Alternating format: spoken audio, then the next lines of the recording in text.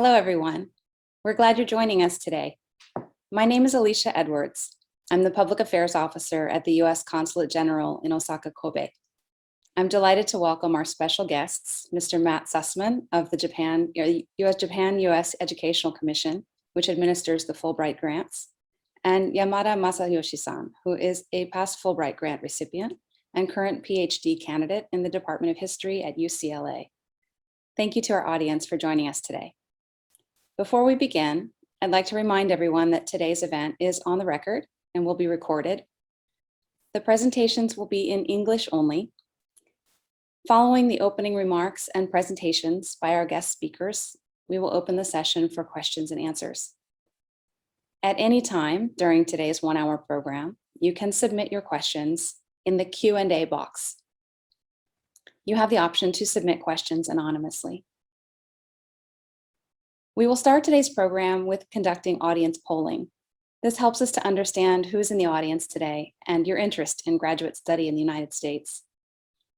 The polling questions will pop up on your screen in just a moment. Your answers are anonymous, so we encourage you to participate. We'll give you a few moments to answer. As you can see, most of those of you who are with us today are neither an undergraduate nor a graduate student. Only two people who have applied for Fulbright graduate study grant in the past. So we're very pleased that most of you are here because you're interested in the opportunities. And also most of you have not decided when to study in the United States yet. Glad to see that most of you are interested in the humanities, as we'll hear more about that. That is a specific area of focus for the Fulbright Scholarship.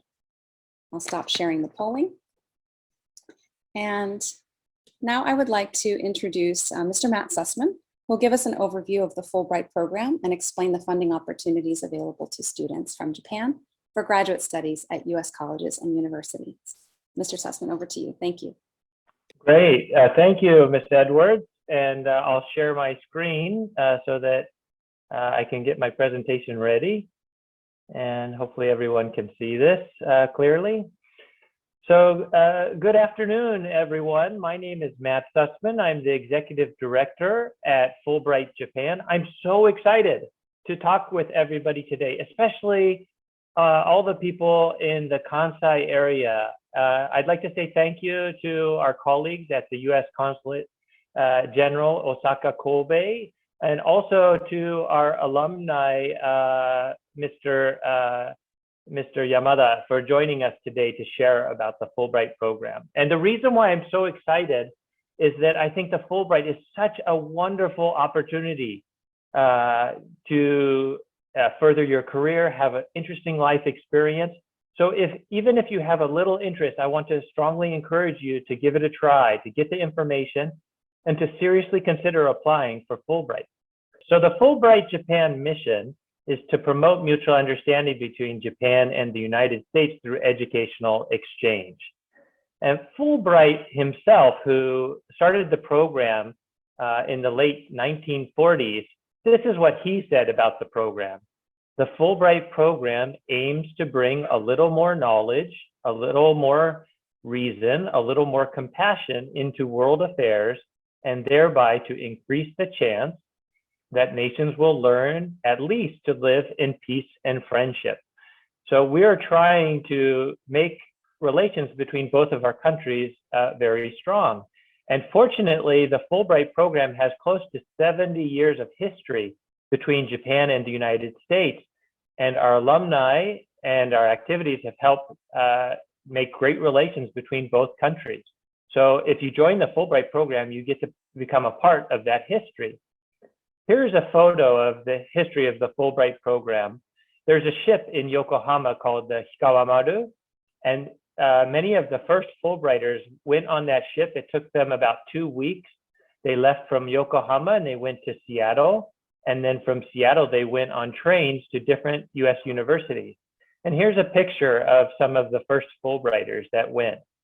And just like today, I'm sure they were, a little nervous, excited, but they came back and they became professors, they became business leaders, they wrote various books. They became experts in their fields. And through their work and through their careers, they've helped make strong relations between Japan and the United States. And this history is still continuing today. So here's the Fulbright program today. This is a group picture that we took in 2019 of the Japanese Fulbrighters send-off reception. Each year we select about 40 to 50 Japanese Fulbrighters, and we select about 40 to 50 American Fulbrighters to exchange in each other's countries. Each of these Fulbrighters study a different subject. They might study about political science or history, or about the environment, or architecture, or law, or business, lots of different fields. But what connects everybody is a sense of giving back to society, giving back to Japan or US, or making a difference in the world. So these are all people who have a dream. They have a personal dream to improve their career, but they also have a bigger dream of trying to make a difference, to make the world a little bit better place, which is tied up with the Fulbright mission. And I mentioned that they study in many different fields. These are the fields of study that we cover. So some people study about Japan, or some people study about the United States. Some people can choose to study about US-Japan relations in the Indo-Pacific. This is kind of a more contemporary subject. Number 3, critical issues in contemporary society. So for example, aging of society or family issues. How do we help people of different affinity groups? Those types of topics. 4 is global issues. So obviously a major global issue is climate action or climate change. But other issues such as trade could be considered a global issue. And then number 5, of course, education. How do we continue to be prepared and help the next generation be ready for the world that's coming? Now, the next slide is about what's included in the Fulbright grant. So when most people think of the Fulbright, they think, well, I get full support. And that's what we try to do. We try to provide all the support you need to go from Japan to the United States. So that includes air tickets, also baggage allowance, some living expenses, also for housing and for family, also books, and we support tuition up to $40,000 for the first year, and also Fulbright insurance while you're in the United States. There's also a second-year package for people in the graduate study program up to $25,000, as long as you're in good academic standing. We hope that this package will fully support all grantees, but some grantees take a little bit of extra funds if they want to go to a little bit more famous school, or tuition's a little bit more. But the general package, I think, it covers quite a lot. But the Fulbright program isn't just about the grant package, it's also about the experience. In the Fulbright, what's different than other types of scholarship opportunities is there's many different ways to participate or to join in Fulbright activities. So one example is called an enrichment seminar. These seminars happen about 4 times throughout the year, and different Fulbrighters will get together in one city and they'll have interesting discussions about different subjects for about 3 days. This is all covered in the Fulbright program experience. There's no additional cost.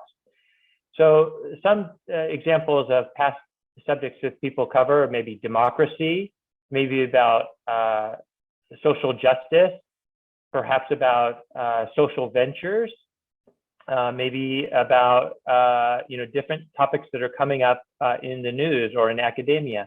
And it could be a topic that's completely outside of your specialty, but that's what makes it interesting, because it's something completely different that maybe you haven't thought of before. But you can join Fulbrighters from 155 different countries and see their perspective and hear their ideas. And then you realize that maybe we're not so different after all, that maybe we have similar ideas, that maybe we can make the world a little bit better. And I think it makes you hopeful. Those people that you network with will become part of your connections for the rest of your life. Some other examples of Fulbright experiences that you can enjoy are called pre-academic training. gateway orientation, travel, and volunteering. So pre-academic training is before you start your Fulbright program. You can participate in learning about the academic setting. How can I be more successful in studying in the United States? And that can include tips on following a very rigorous graduate study program, but also academic English. What's the appropriate words, or how do I give a presentation? Gateway orientation is similar to that also. Before you go to your final destination of your Fulbright University, you might stop in a city before you go there and have orientation with other Fulbrighters for a few days to get adjusted to what the expectations of living and studying in the United States will be about. And then, of course, during your 1 year or 2 year program, you might have the opportunity with friends from your university or other Fulbrighters to travel. So here's a picture of a Fulbrighter in the Grand Canyon. And so you'll have the opportunity to see different parts of the United States if you try. And then, of course, there's opportunities to volunteer. Maybe you'll have a chance to introduce Japanese culture at a school, teach people or share maybe sushi in your dorm with other students. There's very, very fun activities to connect with other people during the Fulbright experience. I'd like to next talk about the timeline for applying for a Fulbright grant. So the first stage is to apply online, to register online. That starts from April 1st, and so that's coming up in a couple days. The deadline is May 31st. So if you're interested in applying for the 2022 year, please make sure that you register by May 31st. After you register, our office will check to see if you're eligible. And if you are, we will send you an application which you can fill out, and the deadline for that is July 31st. We will start checking applications between September and October, and then we'll have interviews from October to November. After checking the applications, if the application is considered suitable for the next stage, if you pass the next stage, you'll be invited to the interview. After the interview, results are given in December. And in the end of the year, beginning of the year, we have an explanation session for some of the people who have tentatively been selected. The universities are determined after you turn in your applications at the end of the year, and you'll get your results in the springtime. And we would like you to tell us which university you'll go to in May. So please note that you apply to the Fulbright program before you decide which university you're going to. And then after you know which university you'll go to, we'll help you with a orientation and hopefully a reception. And then you'll depart anytime after July. Usually people depart around the August or September, right before the academic school year. Of course, a lot of what I'm explaining depends on the COVID situation as well.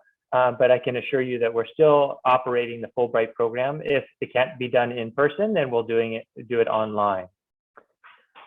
So if you're interested in registering for the Fulbright program, you need to sign up online. So here is the website for that.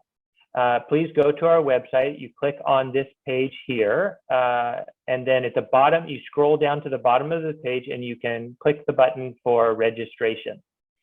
And that way you can sign up to be considered for the Fulbright program. So I'm going to conclude my remarks to say that, again, that if you're interested, please visit our website. There's lots of information there. Also, we've made some videos, some explanation videos, and I encourage you to look at that. There's also an FAQ page about questions that you might have looking for answers for. And also, please look at the Fulbright Stories page. This is stories of different Fulbrighters, both Americans and Japanese, who have participated recently.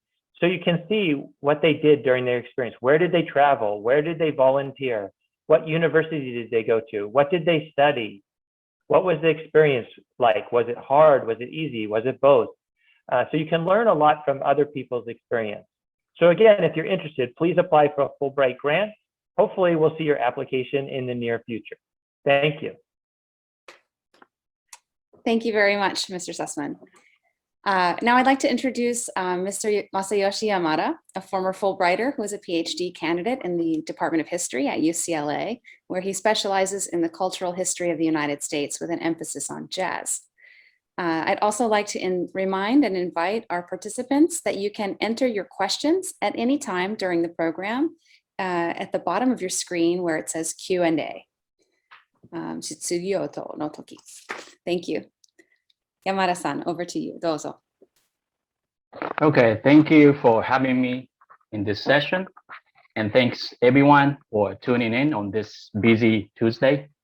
My name is Masa, and I'm a PhD candidate at the UCLA, studying US history for some time now. I'm close to the finish line.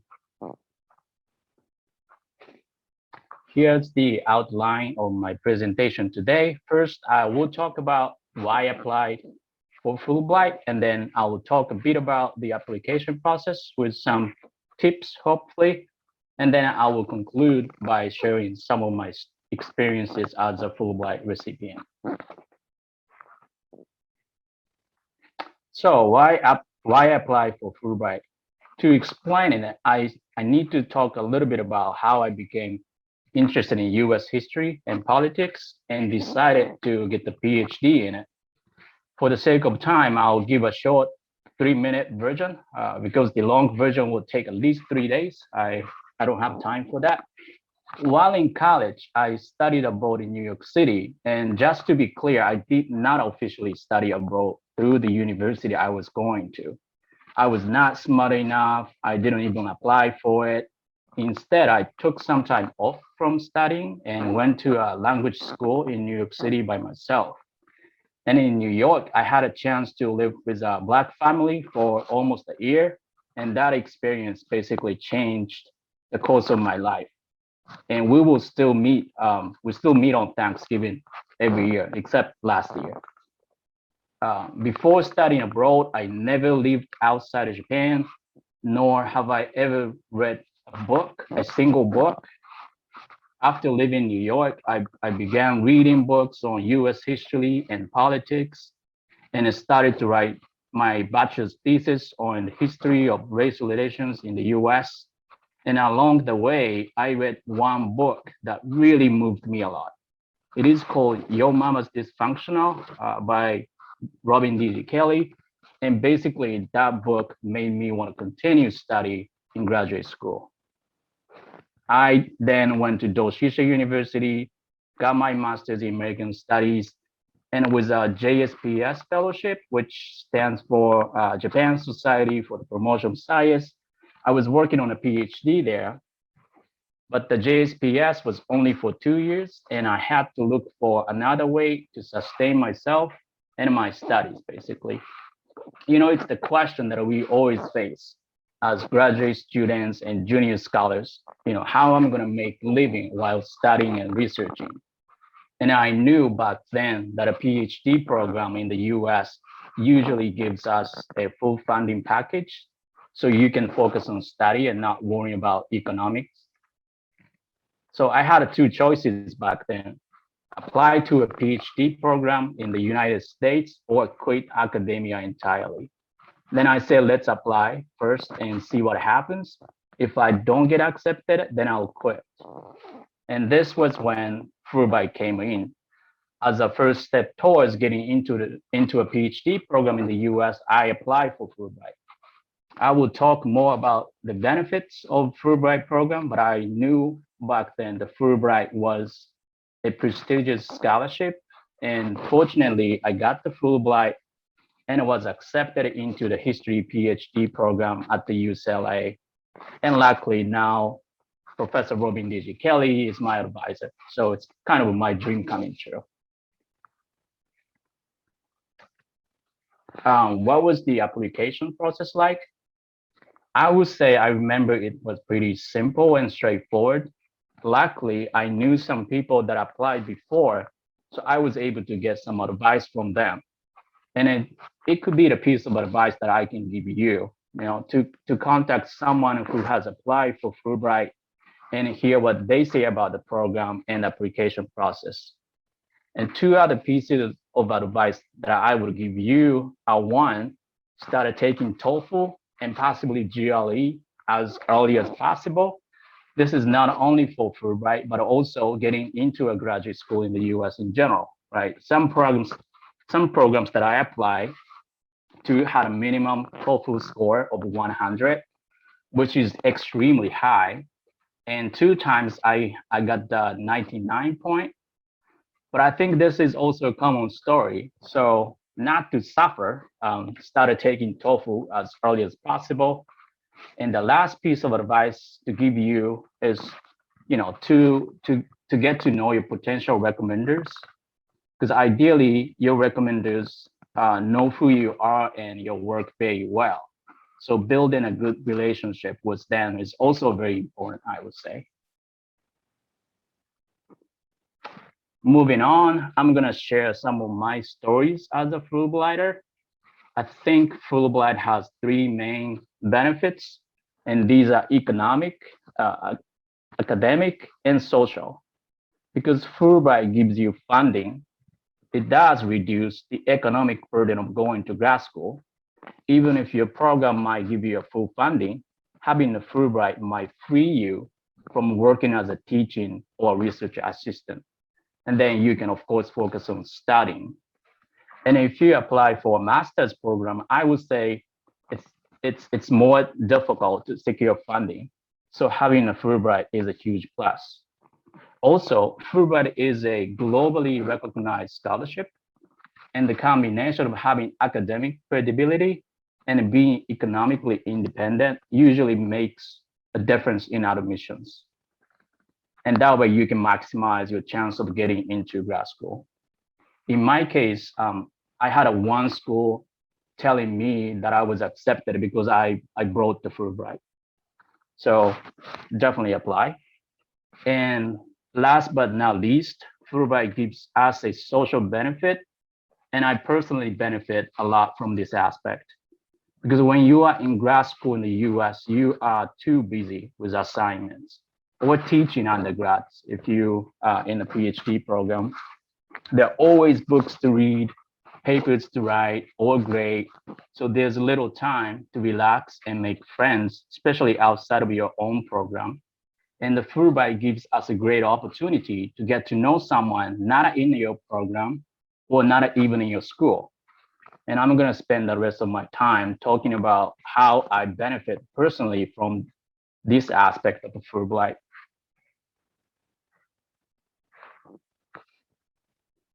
Unfortunately, I did not get a chance to attend either a pre-academic training or gateway orientation. I think the reason for this was my school, UCLA, started later than normal. So I didn't move to LA until late September, which was very late. But I was invited to an enrichment seminar in Atlanta, Georgia in February 2017. The theme of the seminar was civil rights in the United States. And this was just a perfect occasion for me. We could listen to legendary civil rights organizers. There was a lot of discussion about the civil rights movement and the current Black Lives Matter movement. And we got to visit the National Center for Civil and Human Rights and the house Martin Luther King grew up in. And each one of us was invited to dinner at the local house as well. Here's basically 140 of us in one picture. I think this was taken towards the very end of the 4-day program. As you can see, smiles on everyone's face. We had such a great time. I think this is me. So smiling face. And this is 4 of us had a dinner with a local couple, May and Mel Parks, at their wonderful home. And we had such a great time there, as this picture can tell. And, luckily we're still in touch and they sometimes read my writings. It's really the best. And the right side is when we volunteered in an elementary school outside of Georgia.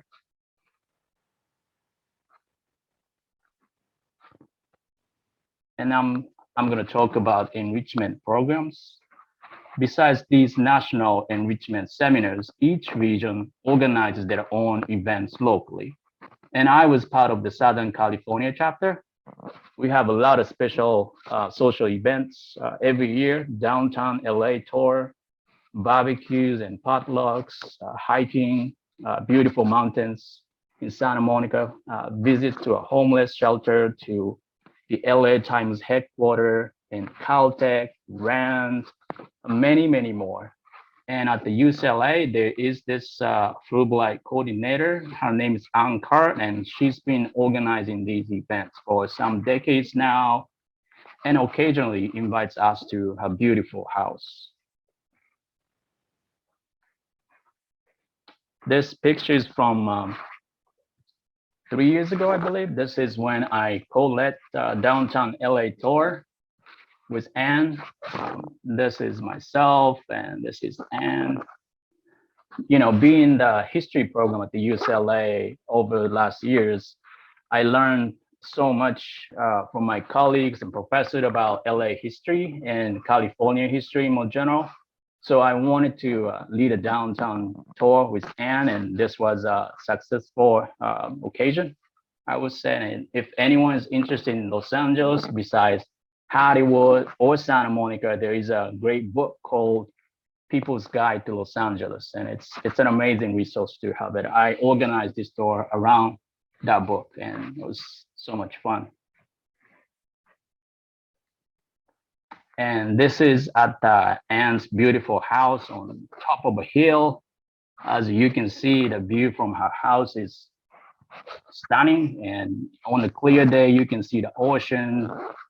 You can even see the waves in the ocean.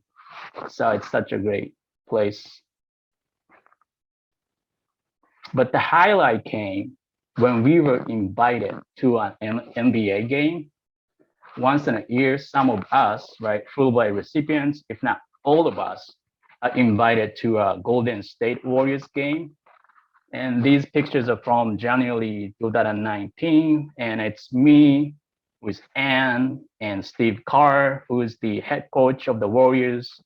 You know, as someone who grew up watching NBA games a lot, especially Chicago Bulls with Michael Jordan, Steve Kerr is someone I knew about, of course, but never thought I would meet one day.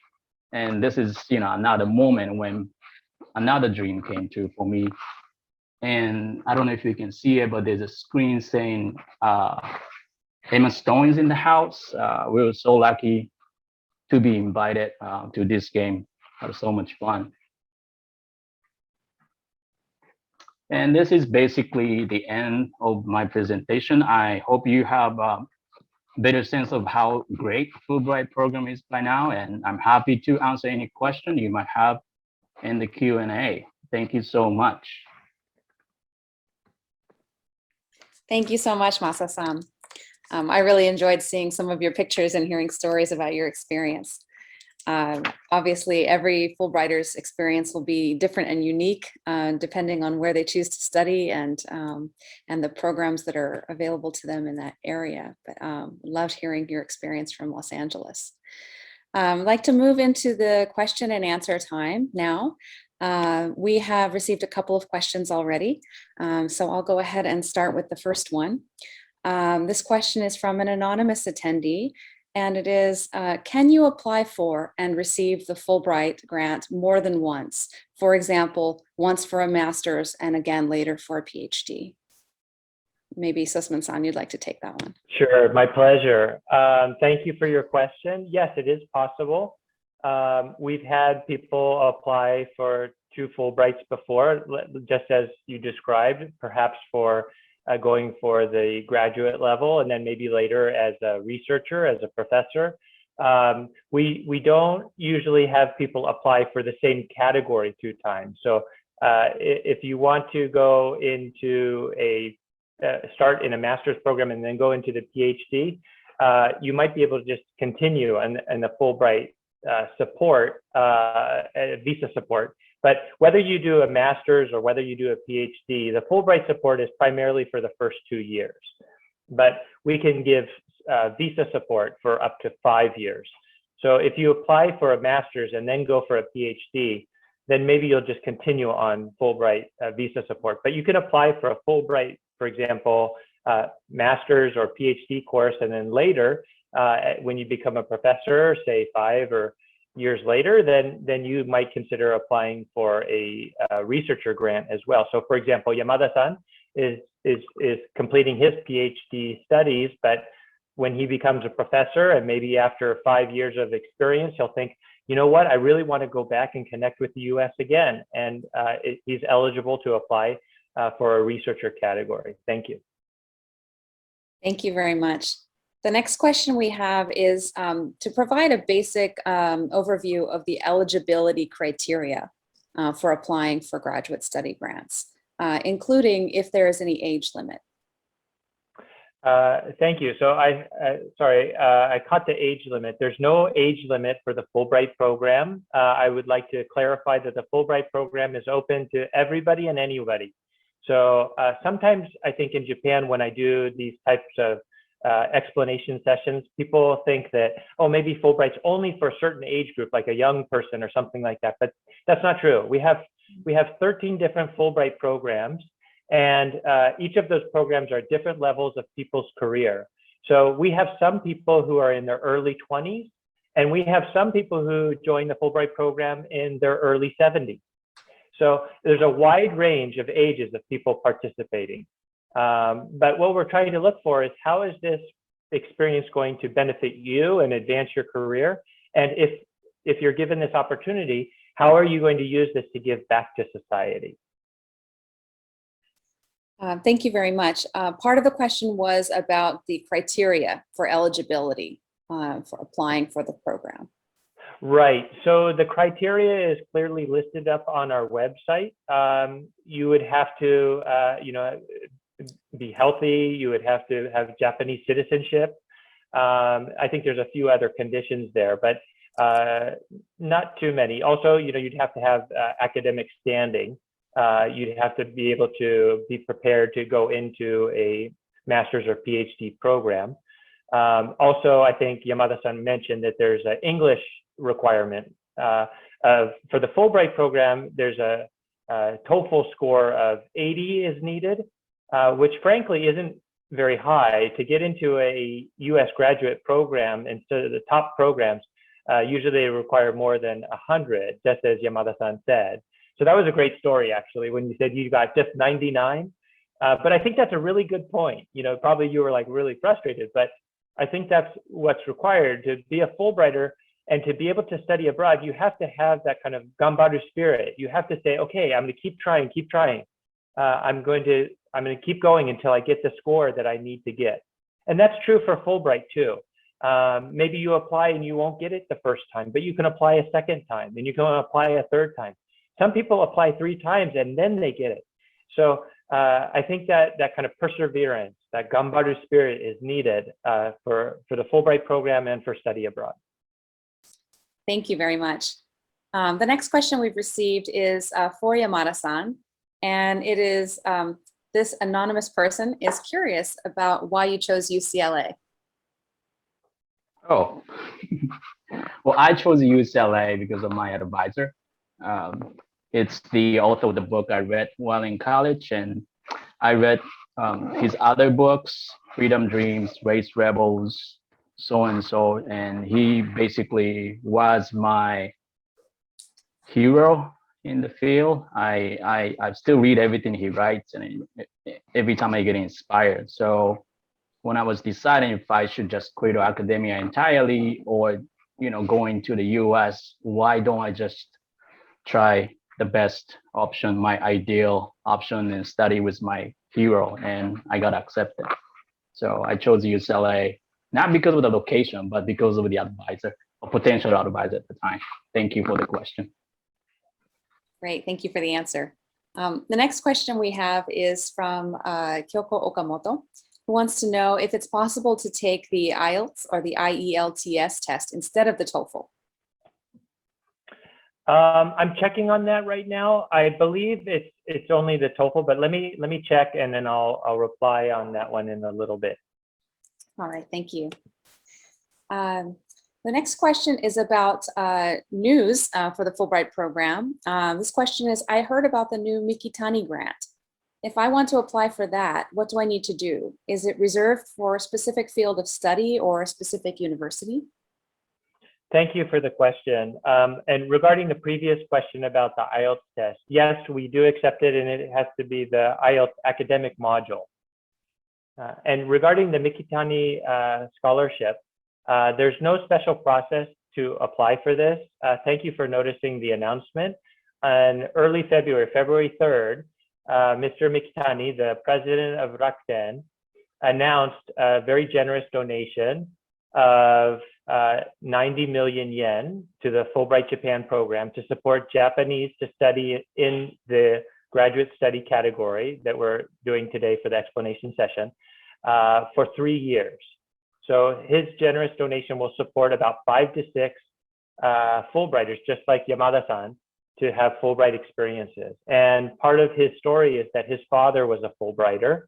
And when he was very young, his father studied on the Fulbright program, and he interacted in the US as a young boy, and that got his interest in the world. And then, of course, he later in the 90s went on to study himself in the United States. And then after that is what they say is what was history, you know, he started Rakuten, right?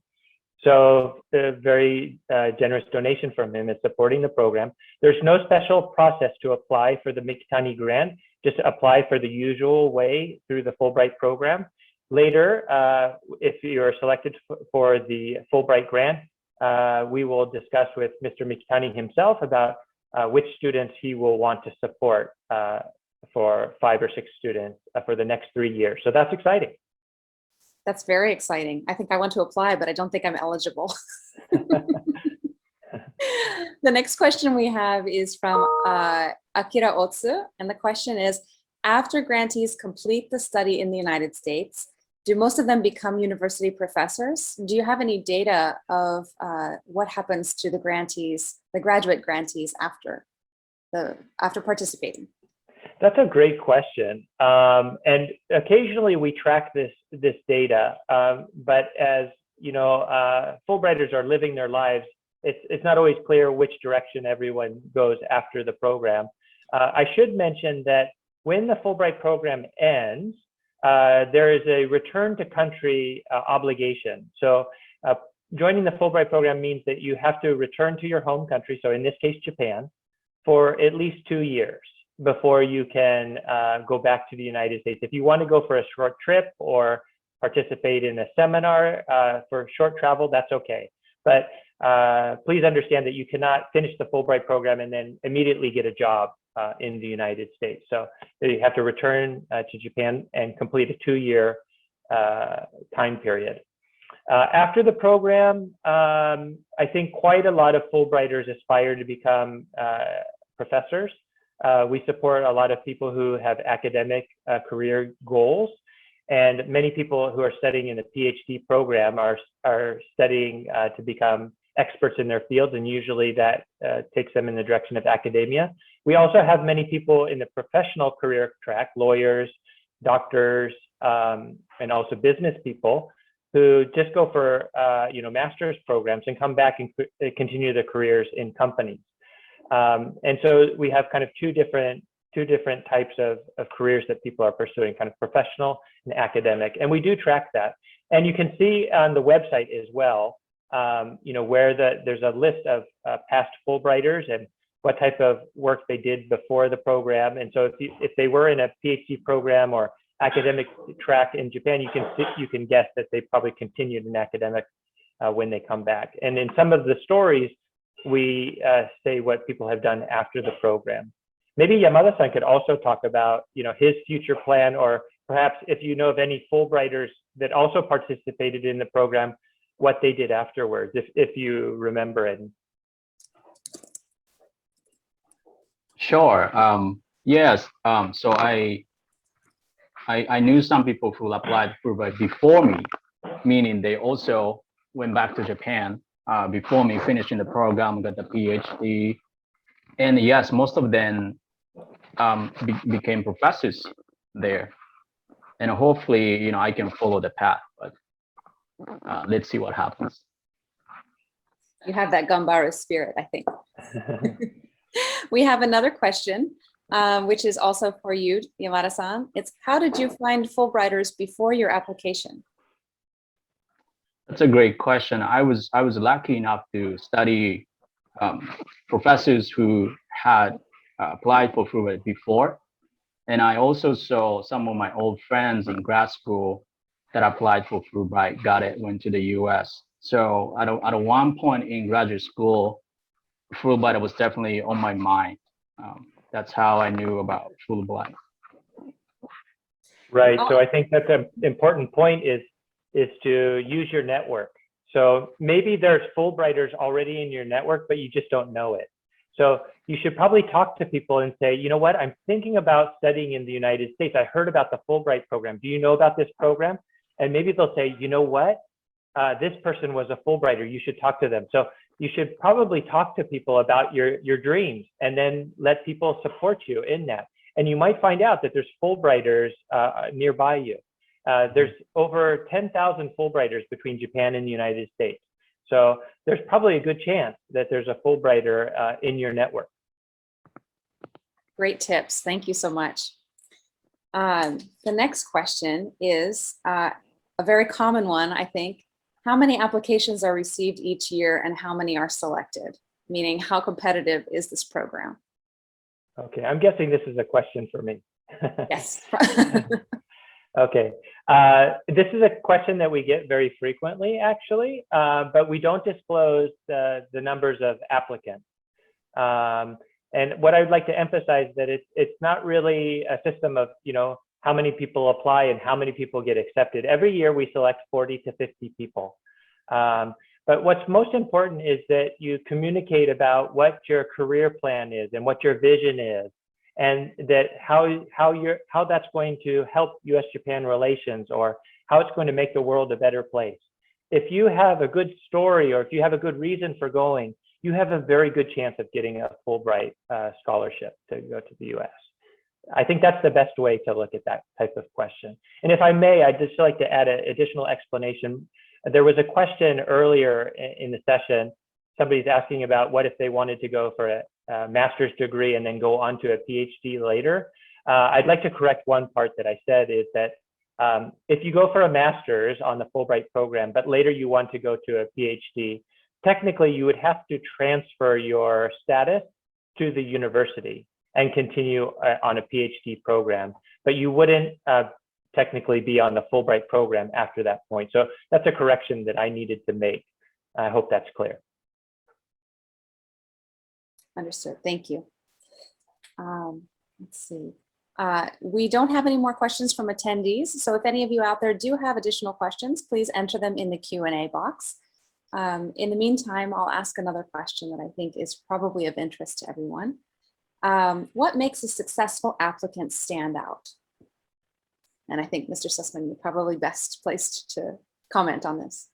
That's a great question. Thank you for asking that. I would recommend, this is just my personal opinion, everybody has a different perspective. I would just recommend being yourself. When you apply, when you write your statement, when you come in for the interview, tell your story and be yourself.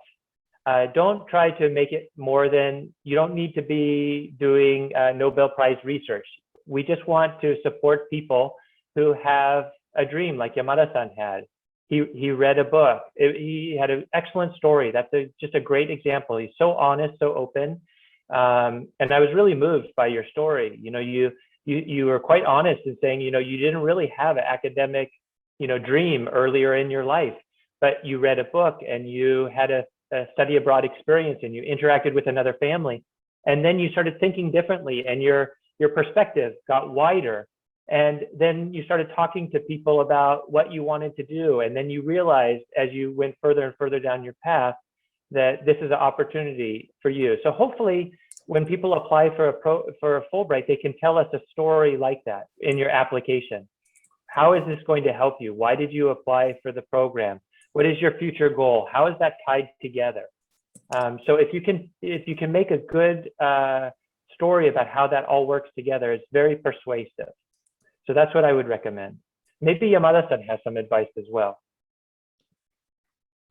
Sure. Yeah, that's a great point. And as you pointed out, that I was not academically advanced. I was not doing well in my study until my little time off from my school, and so I was definitely a latecomer. And yeah, I was not even into reading per se until this moment. So if I can do it, maybe everyone else can do, apply for Fulbright and get it and become a doctor maybe. It's a great story. Thank you so much. I just answered a question in the Q&A, which is, will I be able to watch the recording of this webinar later? And the answer is, of course, yes. We are actually broadcasting right now on U.S. Consulate General Osaka Kobe's Facebook page. We will also archive the video and post it to our YouTube channel. And we can send a link out to all of the participants who registered. Thank you for the question. Another question that we had was, is it better to apply to the university that I want to attend first, or is it best to apply to Fulbright first and then apply to the university? I think you touched on this a little bit earlier, but maybe a little more details on that, please. Right, that's a really good question about understanding the timeline. Most cases, maybe 99% of the cases, people apply to Fulbright first and then the university later. There's very rare cases that sometimes people will apply to the university and maybe they'll defer or wait until they get the result from Fulbright until they participate. But the vast majority of people apply to Fulbright first. So if you apply now for Fulbright, you register online. And if you're eligible, then you'll fill out the application. And then in the fall period, you'll apply for the universities that you want to go with. So first Fulbright, but then later it becomes concurrently, right? So then you would get the result in the springtime about whether you get into the university. So to be able to accept the Fulbright grant, you have to get into one of the universities. So when you apply, you're able to list up to 10 universities that you're aiming for that you can go to. And then hopefully you will get into one of those and you can let us know by next year, by May 1st, and then you'll be all set to start in the fall of next year. Does that make sense? You also had, thank you, it does. And you also had a slide in your presentation that laid out the timeline. I wonder if we could put that back up for everyone. Sure. Let me get that back up. Okay. So I'll share my screen again. And in the meantime, I'm going to add a link in the chat box for everyone, which is AmericanCenterJapan.com. This website is sort of the first place to start if you don't know which universities in the United States you might like to attend, and you want some assistance to do the research or some personalized guidance. We have a network of Education USA advisors at U.S. Embassy in Tokyo, U.S. Consulate General in Osaka, Kobe, and our other consulates around Japan, where you can make an appointment for personalized consultation to do your university research based on what your interests are. All right, so there's the timeline up there for everybody again. Right, so yeah, if I could explain it one more time, is that, the online registration is the first stage, and then you fill out the application, and then we have the interviews, and it's around this time when you get the result of, it's the fall time period. So sometime between September to December, I think you'll apply to the graduate schools or PhD program in the United States. By the way, Yamada-san, do you recall the time period you submitted your applications to the university in the United States? In the fall. Right, in the fall. And yeah, some university, and I think the deadline is December and January. So it's in winter, but I did apply in the fall, and different university have different deadlines, which is tricky. and they also announce the result at a different time. So you have to be very strategic and mindful of differences. How many universities did you apply to? 8. And I got into half of them, I think. Okay, right. So that's also part of the strategy, right? Applying to plenty of places so that you at least have 2 or 3 that you can choose from. Yes. And Right. I think it's not uncommon to apply for even more than 10. Right. If you're applying to very competitive programs, it's probably good to have many universities, right? Yes. And the English language test that's required for application to those universities and for Fulbright, when do you advise that be taken? As soon as possible. This month, next month. Yes. So yeah, keep taking the test. Make sure you get the score that you need to participate and get into the school. Yeah, so you can just keep taking the test until the deadline and try to get the result that you need. All right, thank you. We've gotten a couple more questions in the Q&A. One is how much we're talking about in terms of financials. So probably, well, actually either of you can answer this question. How much does the Fulbright grant cover in terms of costs?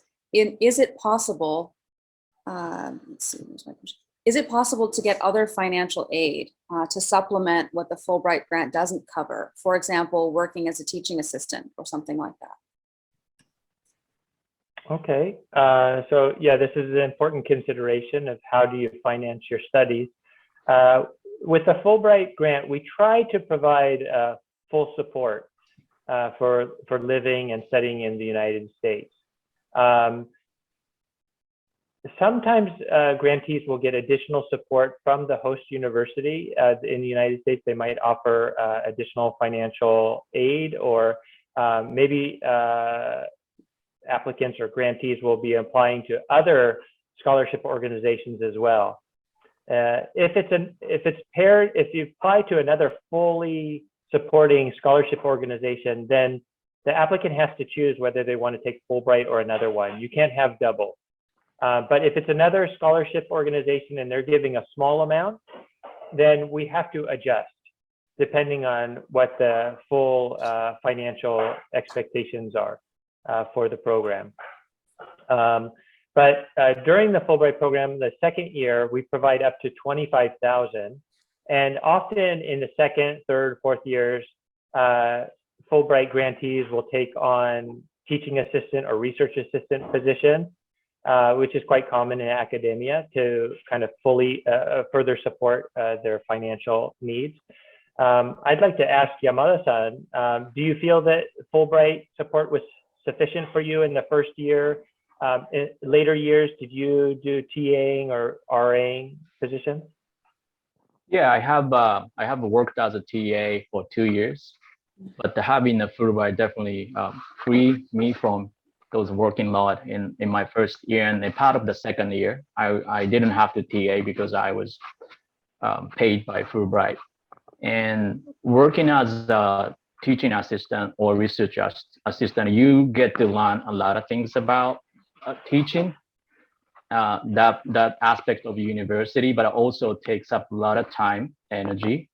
And if you want to focus on the exams that coming up for you, or you want to become a PhD candidate as soon as possible, it could be a burden. So having a Fulbright and other form of fellowship that are not teaching or research employment is very, very important, I would say.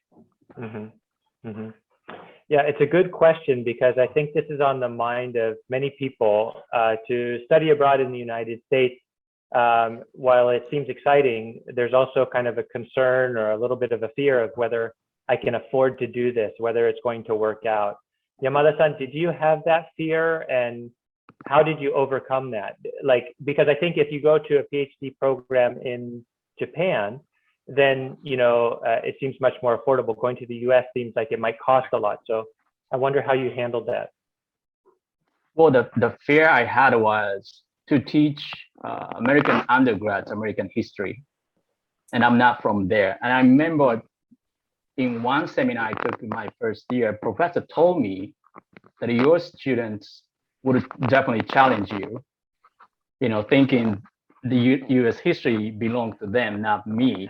But after going to seminar, reading more than 300 books on U.S. history, passed the exam, I was very confident.